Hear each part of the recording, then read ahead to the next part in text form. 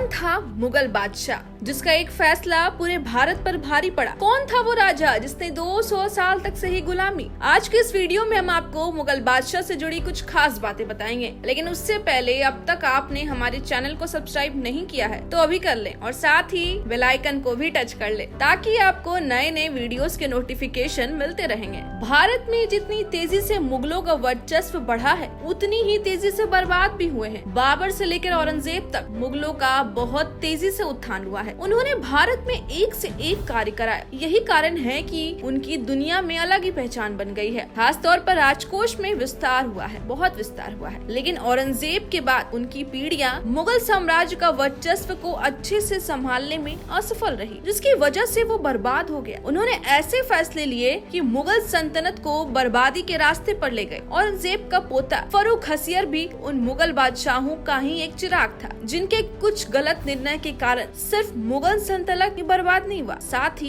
भारत का विकास भी रुक गया। भारत विनाश के पथ पर चलने लगा। आज फर्रुख हसियर भारत को बर्बादी के रास्ते की तरफ ले जाने में सही साबित हुआ। उसका मकसद था किसी तरह बस जहांदार शाह को मार के उनकी गद्दी छीन लेना, फिर उनकी गद्दी पर राज करना। सन 1713 से 1719 तक राज करने वाले फर्रुख हसियर सिर्फ नाम के बादशाह थे। असल में तो मुगल साम्राज्य का कमान सैयद बंधुओं के पास ही था। दरअसल 1707 में सैयद बंधु औरंगजेब के प्रशासन का हिस्सा थे। सैयद हसन अली खान और सैयद हुसैन अली खान दोनों भाई थे। दोनों भाइयों ने मुगल दरबार के शासन के वक्त में अपना नाम इस कदर बढ़ाया कि वो फैसले लेने भी शुरू कर दिए जैसे वो खुद ही सम्राट हो। तभी से उनकी मर्जी चलने लगी। उन्होंने जिसे चाहा उसे मुगल बादशाह की कुर्सी सौंप दी। दोनों भाई सैन्य वर्ग से रिश्ता रखते थे। उन्हें बहुत ही अच्छे से पता चल गया था कि दुश्मनों से कैसे निपटना है। सैयद बंधुओं ने मुगल साम्राज्य में बिना कुछ घोषणा किए एकाधिकार लेने के बाद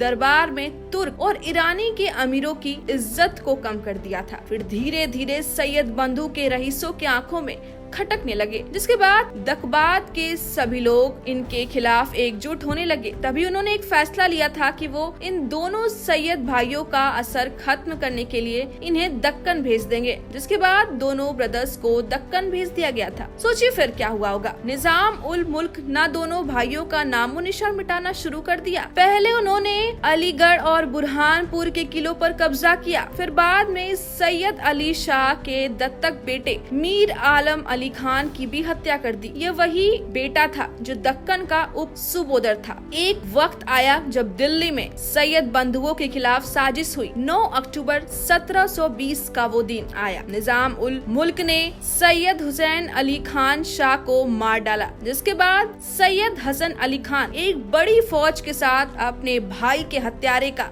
बदला लेने निकल पड़ा। हालांकि वह पलवल यानी कि हरियाणा के पास हसनपुर की लड़ाई में हार गया और फिर वहीं कैद हो गया। दोस्तों, आज की वीडियो में फिलहाल इतना ही। वीडियो पसंद आई हो तो लाइक और शेयर करना ना भूलें। मिलते हैं ऐसी ही और नए नए नॉलेजेबल वीडियोस के साथ।